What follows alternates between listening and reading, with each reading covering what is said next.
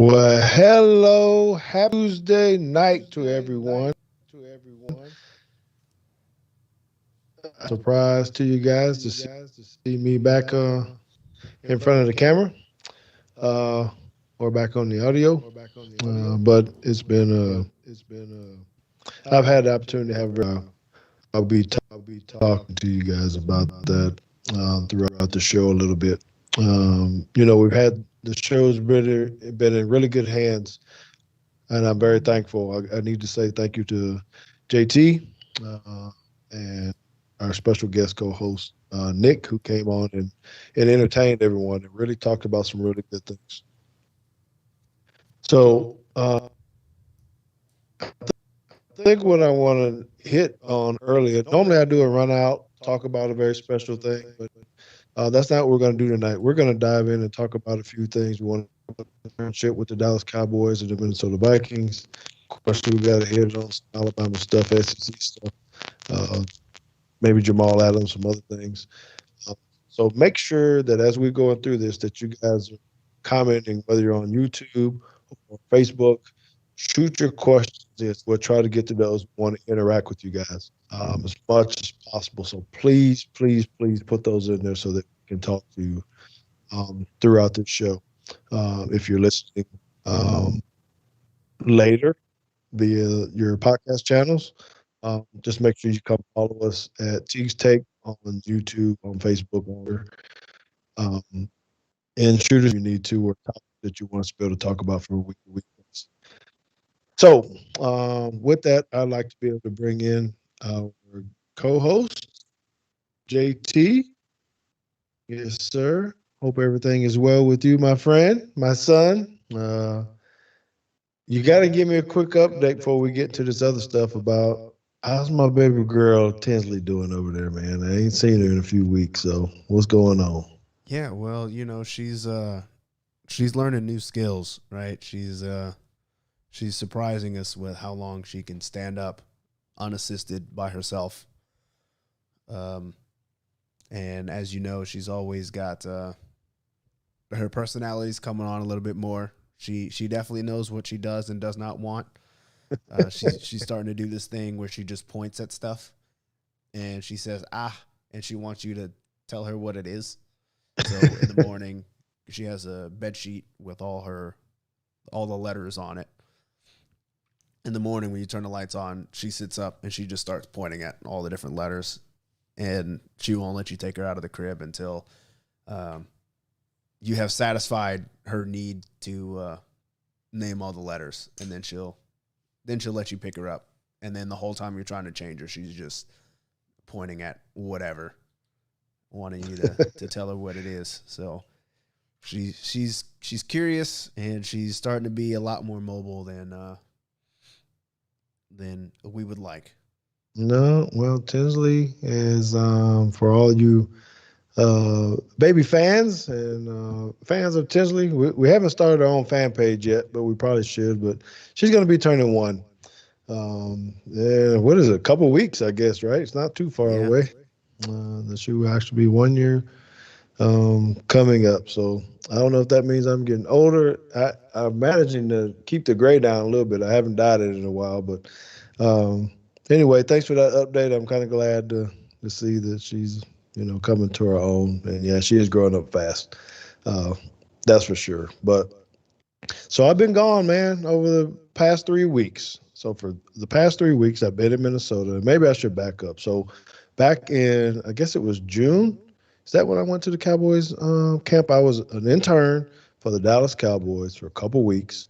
I worked with the defensive backs, the linebackers, and the defensive line actually while I was with the Cowboys. I didn't talk a whole lot about it, and there's certain things I can't say just because I, was there and I would like the opportunity to go back. But sure, we surely can talk about some other stuff. I'll let you help me navigate through that, JT.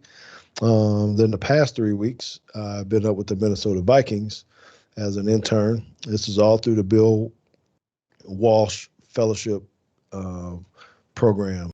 So a lot of coaches, if you're listening, I know that you guys apply for those, and you do have to be selected to get in because each team has members coaches from whether in college, whether they're in high school, that can come up and be a part of this fellowship program.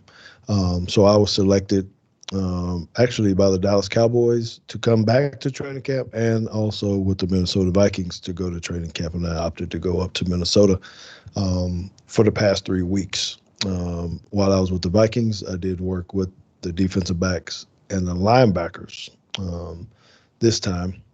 So it was a really cool experience, brother, in both sense.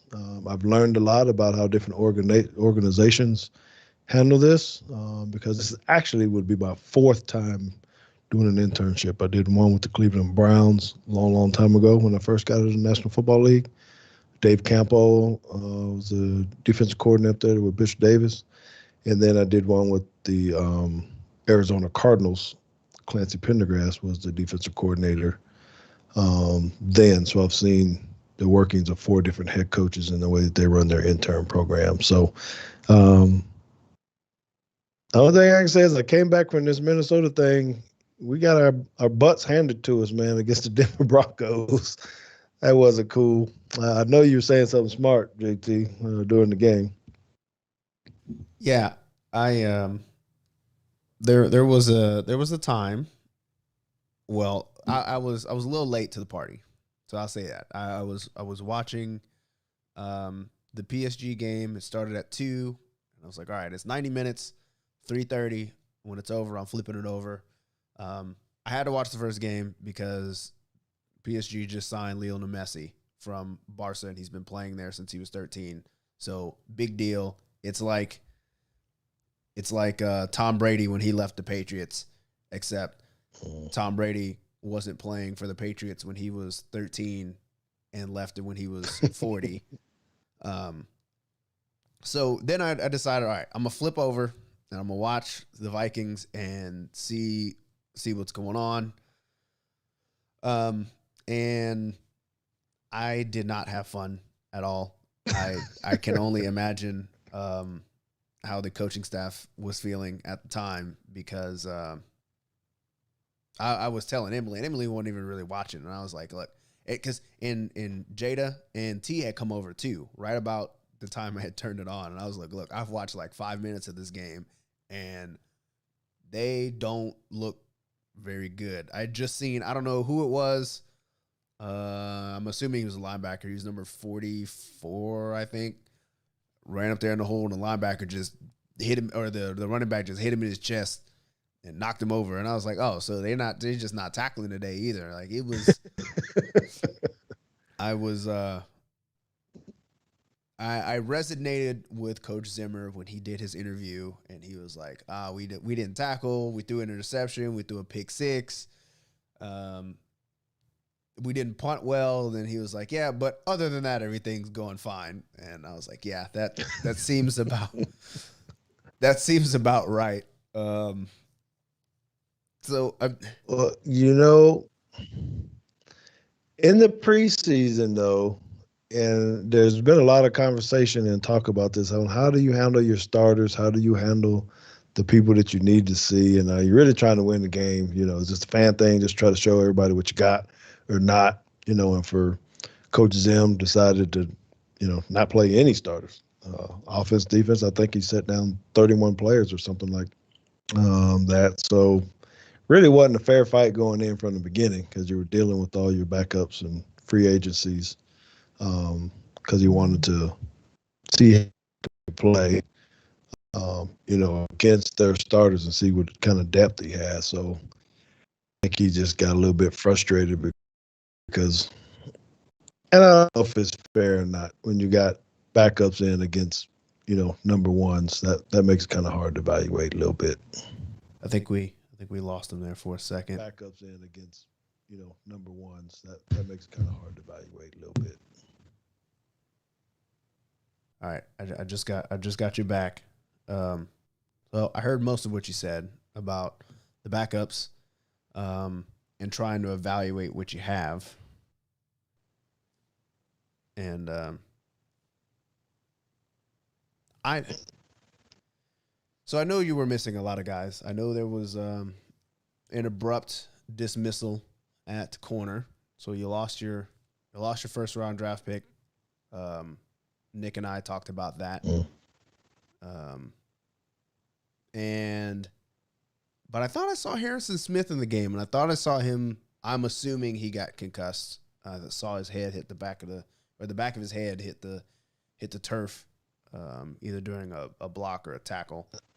Um, It wasn't Harrison. I think you may be talking about 46. But Harrison didn't play. Breland didn't play.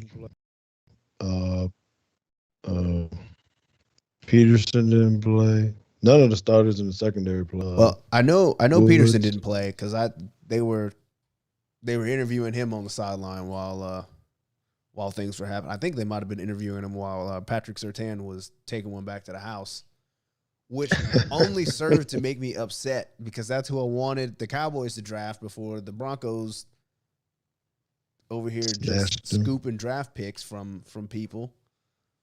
But that's okay. That's I okay. don't think you realize how big Sertain is. I knew he's, until you see people in person, they give you the height and the weight and all that kind of stuff. But when you really walk up, man, Sertain is a big old dude, man. Oh, He's he's tall. Uh, he's 6'2", right? And I mean, he looked big. That was the first time I actually thought he looked real big when I saw him running up the sideline. And I was like, wait a minute, this is a pretty tall, like he's just a big, he looked like a big dude for the first time to me on TV. I don't know why that oh is. yeah, no, he's a big dude. I mean, because I got to get up next to him since we practice against him as well, which is weird to me that you have practices before, you have your joint practices and then you play them in a preseason game. It's so weird to me, but I whatever. mean I that don't. seems to be how a lot of fights start, right? I mean you're practicing against people that's not, I mean, it's basically just a scrimmage every day, right? Because I mean, although you're going through your practice, you're doing your one-on-ones and you're doing your team drills and whatnot. You got one group of coaches that's wanting you to do something a little bit more physical or whatever, and the other group of coaches is probably like, hey, this is, I won't say a relaxed period, but they're not particularly intense. And then you get one team that gets maybe a little bit too close to your quarterback, or one rookie on the other team that decides to hit you just a little bit too hard, and you're the veteran, and that's when the helmets come off and people start getting upset. Yeah, day one wasn't that bad for us, and I don't know what they showed on TV, um, but the very first, so you went, and I know they do it on purpose because they set the special. So the special teams period is kind of the compete period. Everybody's running at full speed. You got to block, and so punt versus punt return, and they put them gunners out there, and you know what that is when you got two hold up guys dealing with the gun all the way down the field. That is automatically a tussle, you know. So that set the tempo of practice kind of fast. Now they gave the talks, hey, we're not going to fight, we're not going to do the stuff, but man, right out the chute, some guy that gets dumped really quick, and there you go. You're kind of off into it. And so day one really wasn't that bad. I think is after one of the teams get their boot out because they weren't physical enough for whatever after that first practice. Day two became the issue because now it's real, the lineman or whatever it is. And now I don't know how many scuffles. We didn't have anything that was outlandish, but there was a lot of scuffles. Um, you know who else is very big, man? Well, I think you told Cortland. me Dalvin Cook. Yes. But I'm talking about for the Broncos. Oh, That dog on number 14, 14. uh, Cortland Sutton, I believe his name. Oh, yeah. No, well, I know he's tall, but All right. I don't know what his height and weight is. So, No, he like baby Megatron, man. This dude, I mean, again, you see him on TV and you kind of know, and I'm like, good Lord, look at this dude, man. I mean, look like a tight end. And he's rolling, and he's coming off a knee injury, and he was just blowing past people. Um, But it was fun to watch. So for the Alabama people, I got to see obviously a lot of Irv Smith. He's legit. He's a beast, man. He's a wide receiver uh, at 250 or 260, whatever he weighs. Um, Jared Judy, getting to watch him and what And he did. he That looked a whole was lot faster during the preseason game than he did last year. But I don't know. Maybe your backups was also just kind of slow. But he he looked like he had a little bit of get up and go. Maybe a little more confident than he was his rookie year. I think that's what it is. The confidence um, was way up. And they were talking a lot of trash out there in practices and stuff like of that nature. So, um, but it was fun to watch. It was fun to learn. I got to learn a lot about defenses, about offenses actually. But really intrigued. I tweeted this out. Uh, One of the key moments for me was being able to sit the personnel meetings and see how they were making decisions about uh, well, everything. uh, they're getting down to cuts this week and things of that nature, and it's pretty fun, man. Pretty fun. I'm really glad about the experiences that I've had over the past couple of months. Well, that's good. You know it. People were asking me all throughout the week, or these last couple weeks. Is he having fun? Is he? And I was like, well, it seems like it. He keeps sending me pictures and videos of him on the field and in the facility and whatnot. So I can only assume that he's having a good time. So Yeah. So Carl Scott, who is the defensive back coach there, who's also at Alabama, I would give a big shout out to him because he, helped me a lot throughout this process. Roy Anderbeck, assistant defensive back coach, gave me a lot of stuff. All the guys were really really cool. And JT, you know who was there, and I wanted to get you guys on the. And we never really talked about it. You probably know it, but do you remember A.C. Patterson? the name sounds A.C. familiar. Patterson. A.C. Patterson is Coach Andre Patterson, who's the defensive coordinator at the Vikings. His son is there as a quality control and assistant running backs coach, I believe. You played when you were with the South Lake Dragons, one of them little bitty teams. He actually brought it up. He was like, "Tell me about how's JT," this kind of stuff. So I need to put y'all in touch so y'all can Yeah, that catch that's up a uh little bit. that's way back. I didn't. I mean, there's very few people that I remember from that team. I mean, really, it's just Coach Brown, and I guess that's because I've seen him once in the last 10 years. But no, that's funny that he remembered that. I suppose that the coordinator is actually the one remembering remembering this. Yeah, it's funny. And your mom never forgets anything, so she knew right away when I said it. Um, but anyway, anything you need to know that you want to ask me about this internship or that people may want to know, if they want to chime in and Yeah, and well, ask about this internship. I did have a question, and it was more of a statement that I made to somebody else that I just assumed to be true because of the nature of the level that you're playing at. But you can actually tell me. So I was appalled by the tackling that first preseason game, and the comment that I made was, I don't think they particularly tackle too much in practice One, because I mean that's the whole, like the whole collective bargaining thing was to try to do that as little as possible during practice. And two, I was like, I know how the high school practices work, and you spend a lot of time, you know, teaching tackling and whatnot, and you going through form and fitting up and all that kind of stuff. And I was like, I feel like you just you don't do that in the pros, because like by the time you get there, like you should damn well know how to tackle, and that's what they pay you for, is to tackle. We shouldn't have to really go over this.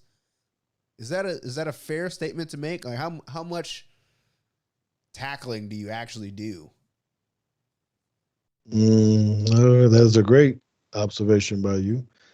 We did 0 days of full tackling while we're there. We did have some tackling sessions where I shouldn't even say sessions. It was more teaching, tackling. You're thudding up. I mean, it's typically an individual. You're just trying to teach their philosophy. So I was trying to figure out with the staff, were we doing Seahawk tackling, where the head was behind versus the across the bow kind of thing. Um, so, you know, the Vikings were actually still doing it the old school way, put your head across and in front and that kind of thing. Still might hit same foot, same shoulder, but your head was supposed to be in front, kind of thing. So we kind of worked on little things like that, but just like actually wrapping up or tackling, that was never the case. It was tag off, and you better not even hit certain people. You don't hit Dalvin Cook. You don't hit Ezekiel Elliott. The other ones you might can throw a shoulder in or something, but typically it was just tag them off, let them go, strip the ball. Try to get better with that and make sure you're in the right position and be able to make the tackle. So yeah, every now and again you're gonna grab someone or whatever. Um, there was nothing in the fact of getting a full speed kind of look. You got to know how to tackle forehand. And if you did tackle somebody, if you got on the ground, you were getting yelled at because you were on the ground because someone was going to get hurt. Now that makes sense. That's kind of what I expected, I suppose, of that kind of deal. And then the other thing I wanted to ask about was the coach's schedule. So like I know, and you've seen my schedules from my giant books that I got at Drake, and just how full it was and how awkward those times were sometimes, where you have things scheduled for 13 minutes or 17 minutes or 8 minutes.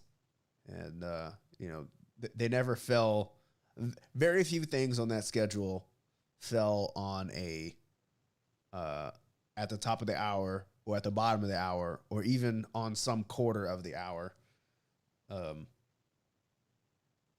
is that typically how that goes with uh, the NFL schedules as well for coaches, or is the way Coach Creighton did it just a little awkward? Maybe awkward in the right word, but very meticulous in, when we do our calisthenics, we know when we do our pre-practice stretch, our pre-practice stretch doesn't take 10 minutes. It takes 8 minutes. So we're scheduling it for 8 minutes. And if you go 9 minutes, we're starting individual late or something.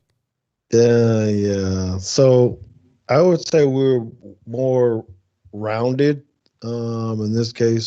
So let me kind of tell you what a day looked like, and then we can kind of get into the how practice was to answer that kind of question. So make sure I get back to that. But so we came in as a staff at 7 a.m. at our meeting. And I know this is a training camp schedule, not necessarily all year, but this is what we were doing for training camp for sure. So we had a staff meeting at 7 a.m. Typically, special teams meeting started at 7:30.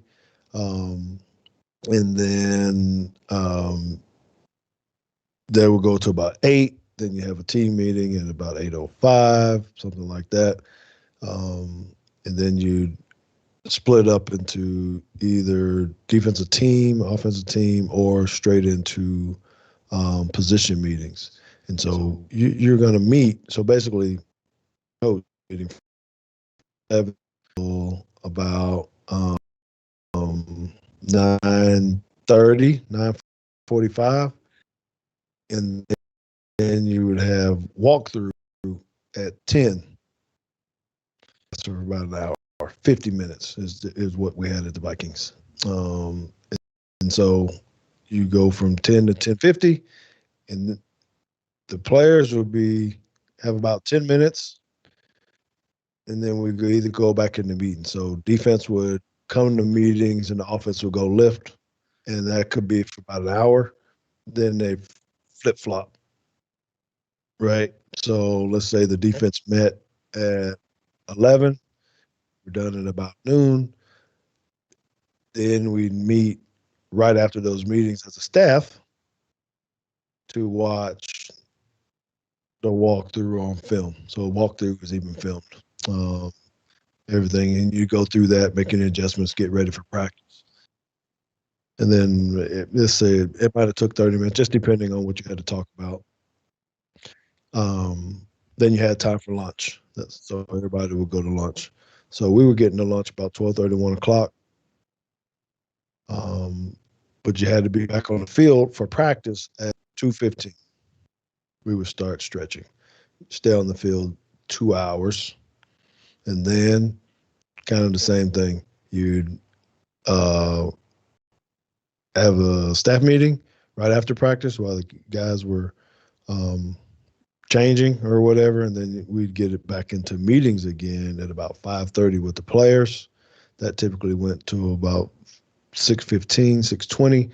Then we have another staff meeting at 6:30. Um, and then if you had more film to watch or something, you'd get to it about 7 o'clock or so until you finish for the rest of the night. So you're going to be there 12 hours minimum as a coach.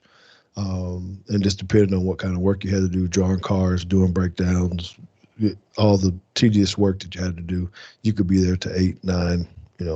I was there to 10 o'clock. Some nights 10:30.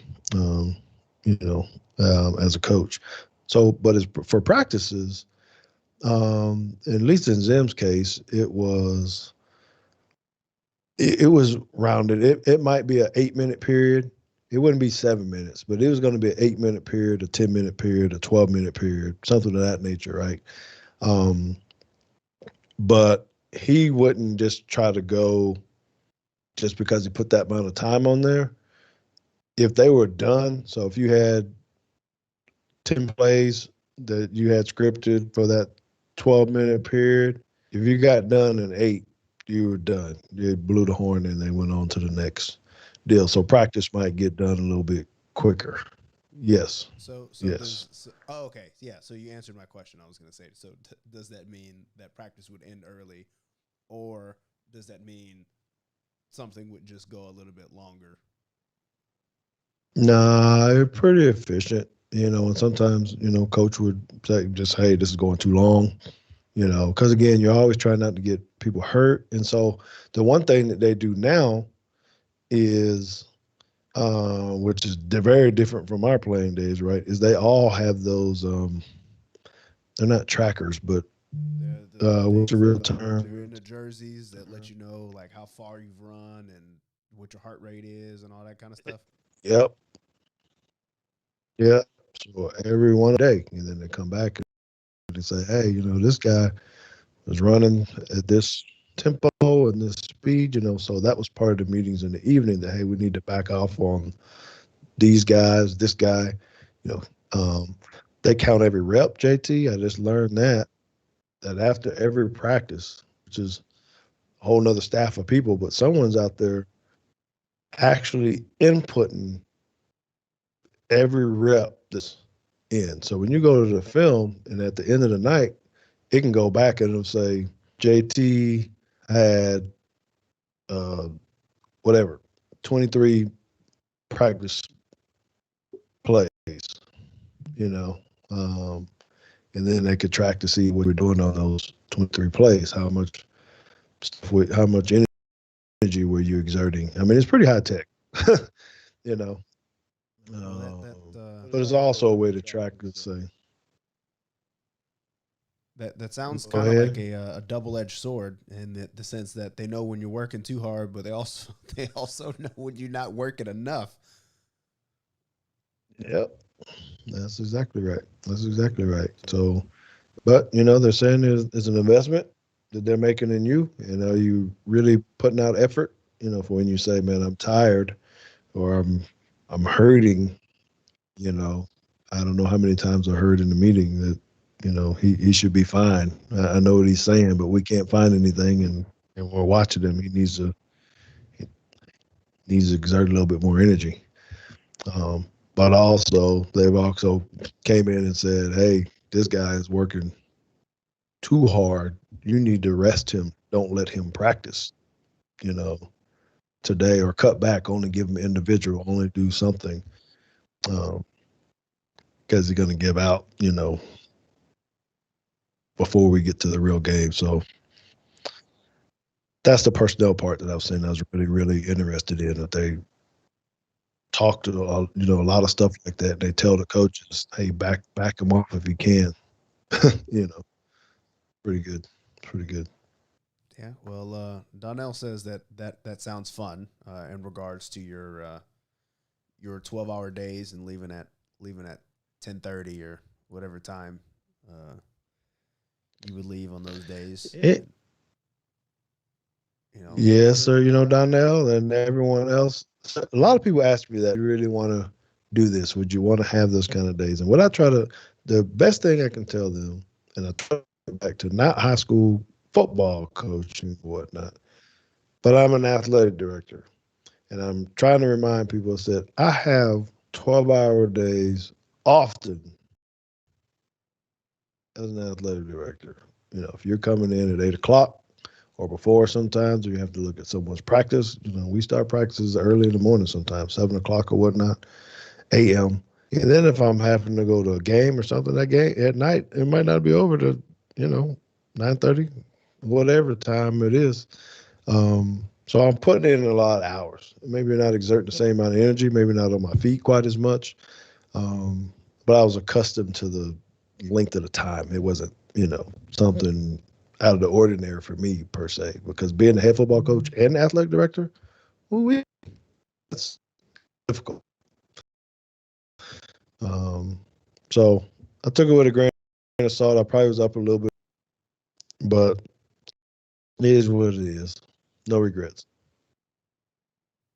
well, that's pretty good. Because for me, I they paid me for 8 hours, and sometimes they get a little more, but I try to do things on the time that they pay me for, and keep it at that. So, um, Well, I have not had a job that had standard business hours. Ooh, I can't think of the last time that happened to me because for as long as I've been coaching, being an athletic director, my sheet doesn't say 8 to 4:30 because that's not gonna happen. well, And Saturdays.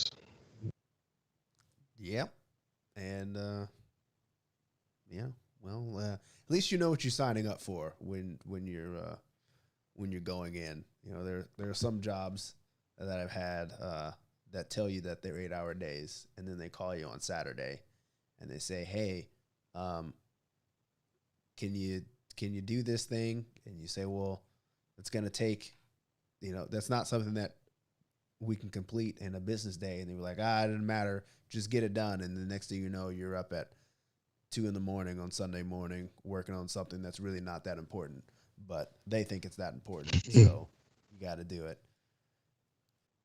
hmm hmm Man, there's some other talent up there because I know that, of course, we're always talking about the SEC and all that kind of stuff, but seeing Justin Jefferson in person, live, yeah, of course, he broke. I don't know. Did he set some rookie records I as think he a did. as a I wide know he was receiver? rookie of the year, was he not? Yeah, dude, this dude can roll. Oh my gosh, he is fast and can catch. And he's shifty. I mean, it was fun to watch him and Adam Thielen. two different type of wide receivers, but he couldn't cover Adam. I mean, he's open all the time, and he's not nearly as fast as other guys. Well, Dalvin they Cook, have amazing. they should have enough on offense, at least to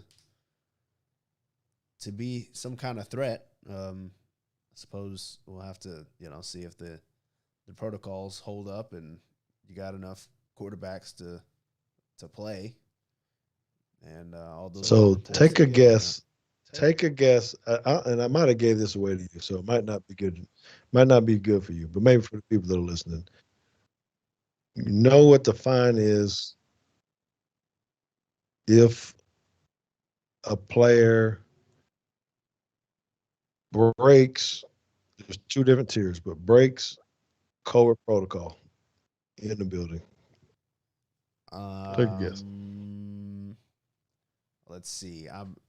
I don't know the answer, but I guess I'm just trying to do some scaling in my head because I know that like if your socks are pulled down during the game, that's like $3,000.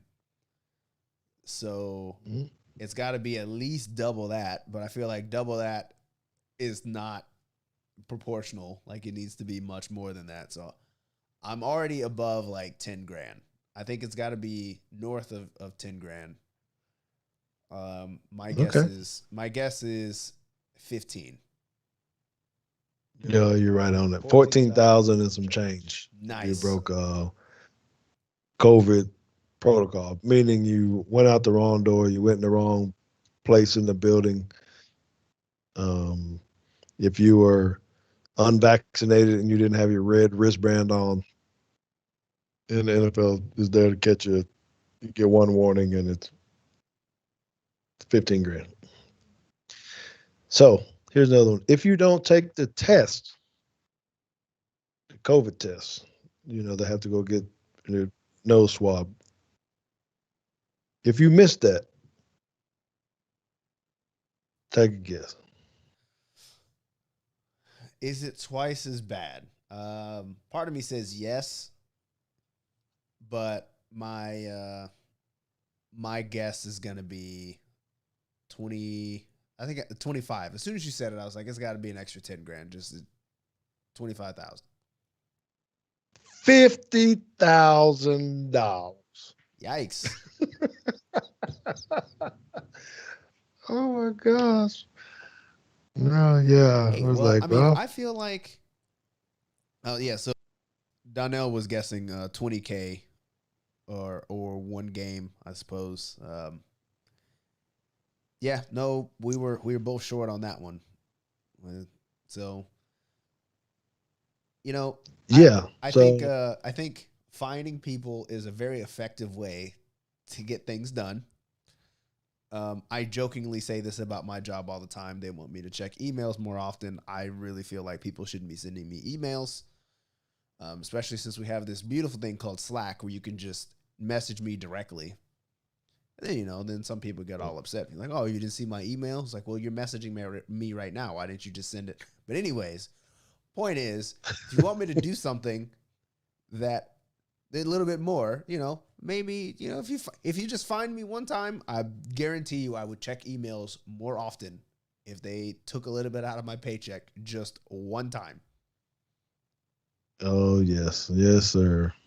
And it was fun to sit in on the NFL meetings when they came in. What you the fashion police are called. The if you had in thigh pads, if you had in knee pads, if they're up, and it was funny to actually see it in the how they were going to do it and what they would do. Basically, doing warm up. The guys are always out of code, right? You see the guys with their socks pulled down, their pants pulled up too high, and it's like, hey, we're gonna be out there and we're gonna be looking, we're gonna take pictures. And literally in the game, I mean, the same guy we saw him, he's out there with his camera on the sideline, looking at the guys. I was like, there go to Popo, because he's just looking at guys, and I mean, wasn't like trying to hide behind nobody. He was walking up to the guys like, cha-ching, taking the picture right there in front of the cha-ching. And then they say, hey, we're gonna tell you, but we already got it documented, and we're gonna give you the warning. Hey, you gotta pull your socks up, you gotta do whatever, get your pants pulled down, this kind of thing, and that's it. That you don't get no more warning. You're just gonna get the pink slip on Tuesday. After you play in the game or whatever. So it was it You was think really. Go ahead. you think those guys get commission? You think they get a cut of like if you can rack up $100,000 worth of fines, you get 10% of it?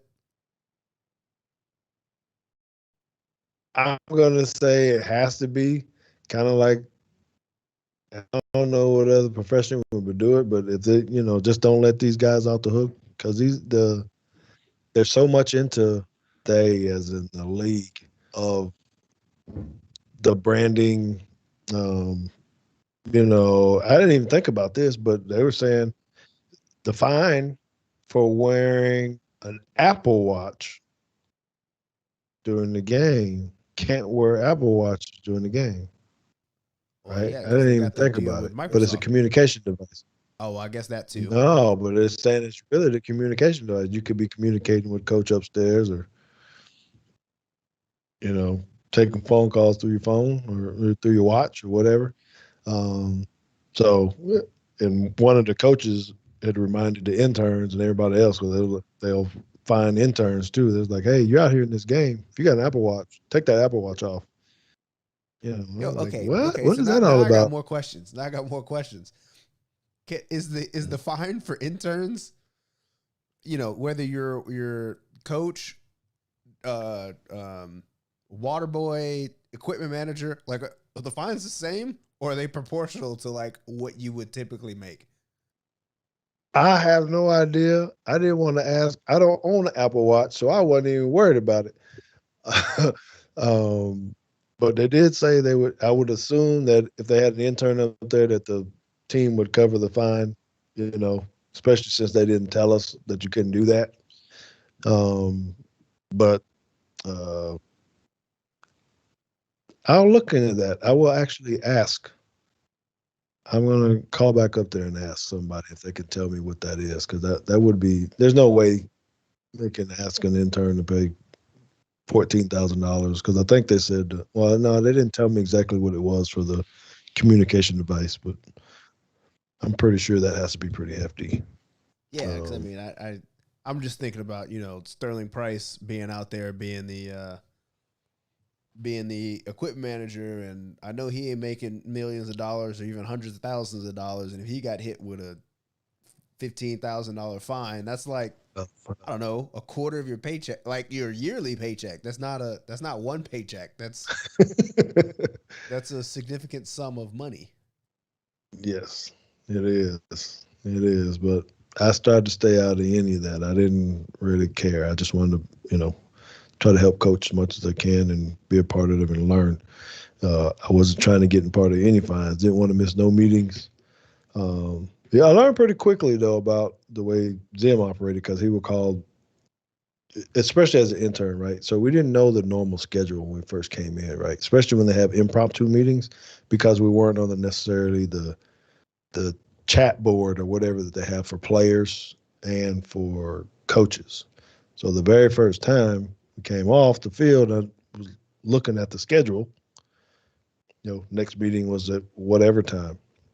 So I was minding my own business in the locker room, and thankfully Brock Marion, who was there as well, had texted me and said, "Hey man, we're getting ready to meet like right now." And I'm like, "Oh my god," and I'm downstairs, way far away, and I bust up in the meeting room. The general manager and everybody sitting in there, and I'm like, I had to go back to Zim later. I was like, "Hey man, I'm sorry, I didn't, I wasn't sitting by the office just waiting." He's like, "Oh no, I wasn't." They were getting on the coaches for they didn't like the way practice was going or something, so they called an impromptu meeting, and I just happened not to be there, and I barged in on a butt chewing to the staff, and I almost felt like it was directed at me, but it wasn't. And Coach Zim, he did say, "Well, it wasn't for you anyway. Some other people that we had to deal with." But I said, "Okay." Well, you know, Point as they say, you know, just set my cup. if the shoe fits. But anyway, you've got a hello from Craig. He says that he's glad that you're back. It's Yes, Mr. sir. Craig What's Young. up, my man Craig Young? He's a good one. He's a good one. Yeah, he We need to send him something. Ask him if have we ever actually given. Doesn't he want a gift or something yet? I don't I feel don't like believe I've so. So I given him talked to something. him. I don't think I told you because I was having some issues reading these comments. They were not updating like they are now, so I can just see them to the left and everything's fine. Um, so I had messaged him using your Facebook because I didn't know how else to get in touch with him just to see like how can I, first I was apologizing because like, oh, you had a good question, we would have talked about it. I just didn't see it until after I hit, in live video, and then all the comments popped up, and he was trying to chat with us throughout the show. So I felt bad, and I messaged him, and he gave me an idea on what to do to find these comments. And uh, Craig, since you're listening, you're going to have to put in the chat what you said that you had wanted because I've forgotten. I think it was a mini helmet. Wow, was it a mini helmet with 13 and you signing it? He hadn't gotten anything yet, but I told him that there was something he had asked me about something, and I said I'll bring it up next time you talk to him. Um, but now, that was 2 weeks ago, so now I've forgotten. So Craig, let us know in the chat what it was that you had requested, because I know. Yeah, let me show him this. He might want this. Let me see.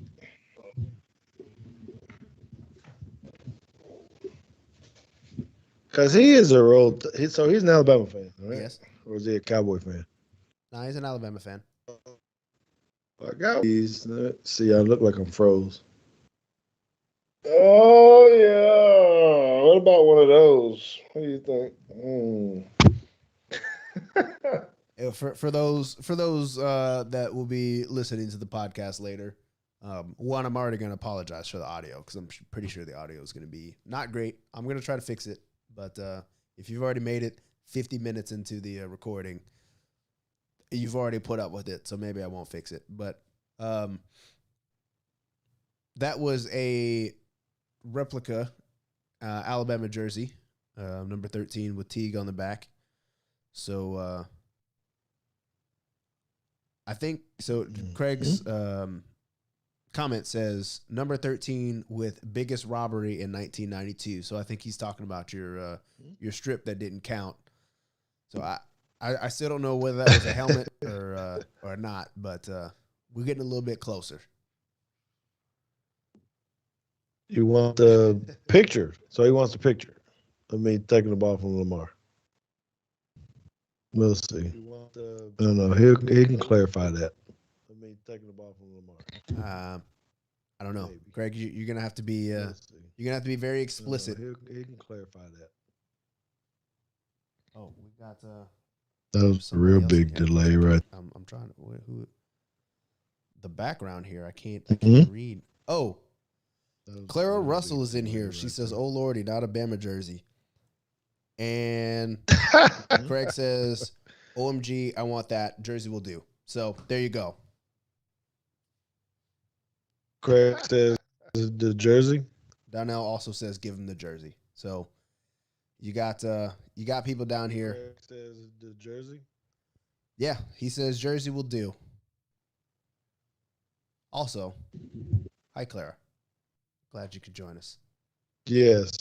I need to say hello to Claire. My boy very delayed over here right now. Oh, this is what I need to know, JT, before we go.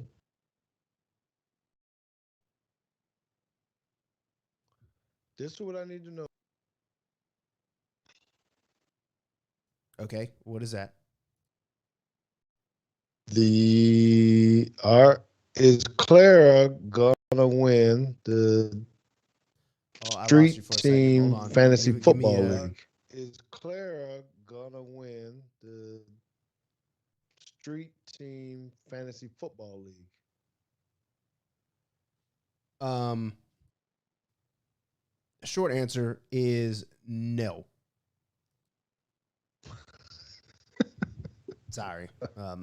Donnell, uh, a Drake jersey that might prove to be a little more difficult, but I will do my best. I would like a Drake jersey for myself.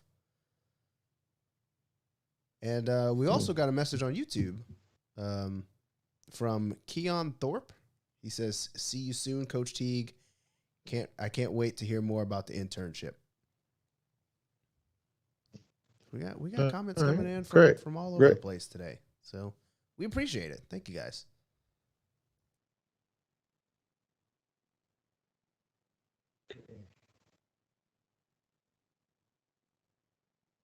All right. Other things. Let's see. Clara says, fantasy football. Why? Y'all scared? No. All right. I am most certainly not afraid. Um, I'm trying to think. Did you win it last year? Because I didn't win it. I'm pretty sure Mama she didn't did. win it. So I don't know why there'd be bets on either Sweller one of did. us to Mama did. yeah. So I don't know why there'd be any bets for either one of us to win it. But Sweller did. I guess we'll talk about it after the draft, whenever that is. We'll figure that out, and we'll start looking at who looks good on paper. Tell them check their emails. I did send out the draft date, and then But need to I suppose send we me some can. money. Emails. I did send out the draft date, and then need to send me some money.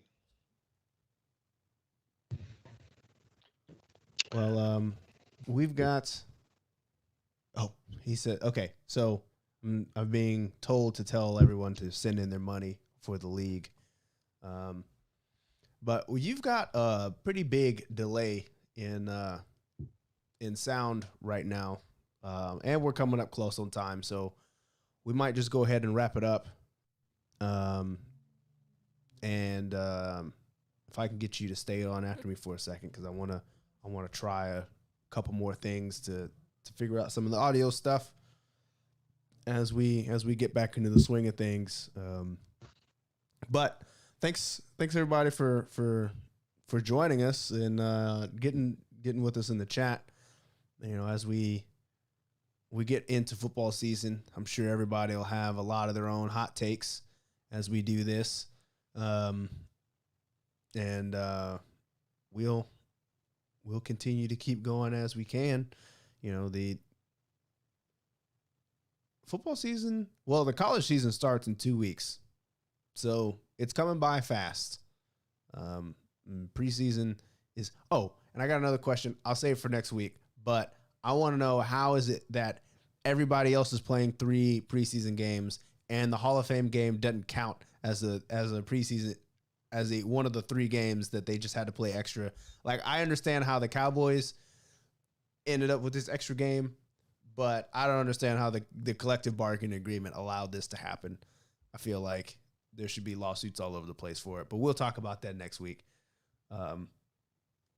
But until next time, remember to follow us on Facebook, follow the podcast on Twitter as well, subscribe to the YouTube channel, subscribe to the podcast. Just, give us some downloads, even if you don't listen to them.